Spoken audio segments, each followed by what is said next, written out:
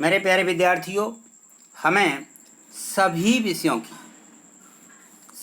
विषयों की ये जो 8 ग्रेड अभ्यास पुस्तिका है, ये हमें घर से भरने के लिए दी गई है, जो कि हमें 15 जनवरी से 6 फरवरी तक भरकर स्कूल में जमा करनी है, क्योंकि इसके बाद ये चेक होके इस पैसे आपको नंबर भी मिलेंगे और रिजल्ट भी बन सकता है।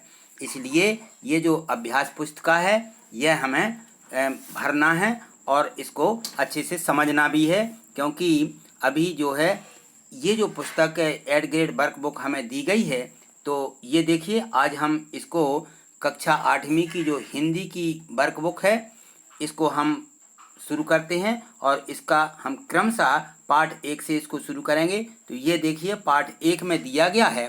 पाठ 1 इसमें है वर्दे बीना बाजने वाला ये जो पाठ है, इसमें ये प्रश्न दिया गया है, इनके हमें उत्तर लिखना है। तो इसमें है कि कवि स्वतंत्रता का मंत्र कहाँ भर देने की बात कह रहा है। तो इसका उत्तर हो जाएगा कि कवि स्वतंत्रता का मंत्र भारत में भरने की बात कर रहा है, यह इसका उत्तर होगा। अगला प्रश्न देखिए, अगला प्रश्न यह हमें दिया गया है, यहाँ देखिए। तो यह है प्रश्न क्रमांक 2, इसमें है विद्या की देवी किसे कहा जाता है। विद्या की देवी सरस्वती जी को कहा जाता है, यह हमें लिखना है। ठीक, अगले प्रश्न को देखिए।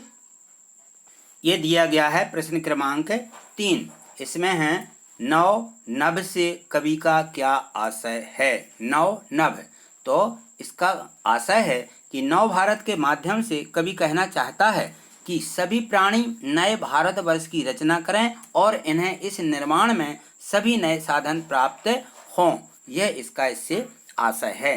अगला प्रश्न देखिए। तो यह है प्रश्न क्रमांक 5, इसको देखिए। नवजात शिशु के चरण कमल के समान सुंदर हैं, वाक्य में उपमेय व मान साधारण धर्म एवं वाचन शब्द छांट कर लिखिए।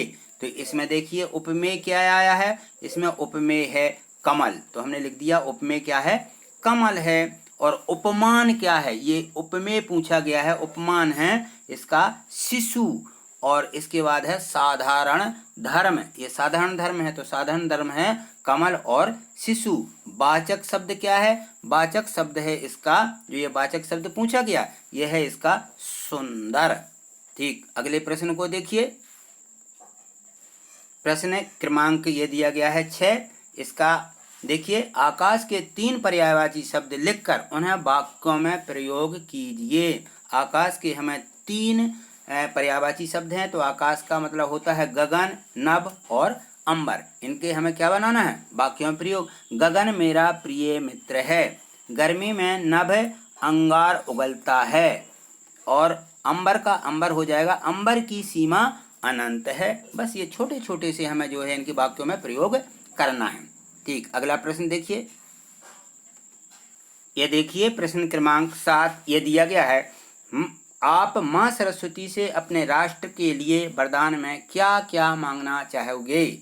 तो इसमें देखिए हम माँ सरस्वती से हमारे देश के लिए सिर्फ एक ही वरदान मांगना चाहेंगे कि हमारे देश के प्रत्येक नागरिक को एक अच्छी शिक्षा प्राप्त हो, जिससे वह आगे बढ़कर अपने देश का नाम पूरे संसार में उज्जवल करे, ये हम उससे मांगना चाहेंगे। अगला प्रश्न देखें।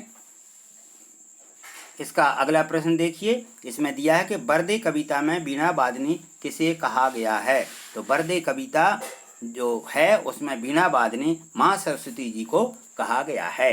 अगला प्रश्न देखिए। इसमें प्रश्न क्रमांक 9 देखिए। उपमा अलंकार किसे कहते हैं, लिखिए।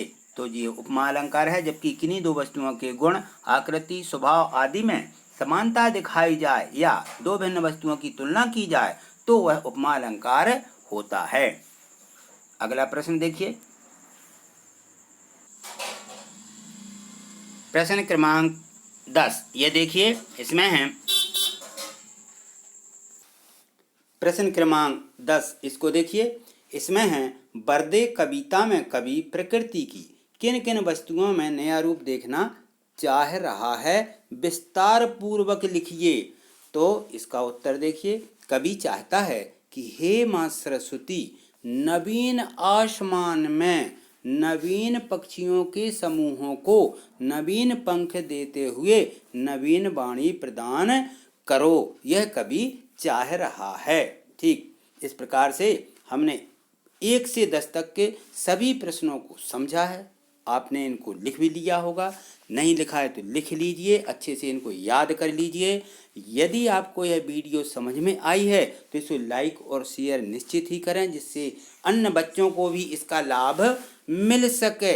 यदि आपने अभी चैनल सब्सक्राइब नहीं किया है तो ये देखिए नीचे सब्सक्राइब लिखा हुआ है, इसको क्लिक कर दीजिए तो ये चैनल सब्सक्राइब हो जाएगा। जिससे सब्सक्राइब करने का मतलब ये होता है कि यदि हम किसी चैनल को सब्सक्राइब कर लेते हैं तो वह चैनल हमें यूट्यूब पर जैसे ही वीडियो अपलोड होती हैं तुरंत आपके पास पहुंच जाती हैं। थैंक यू, धन्यवाद।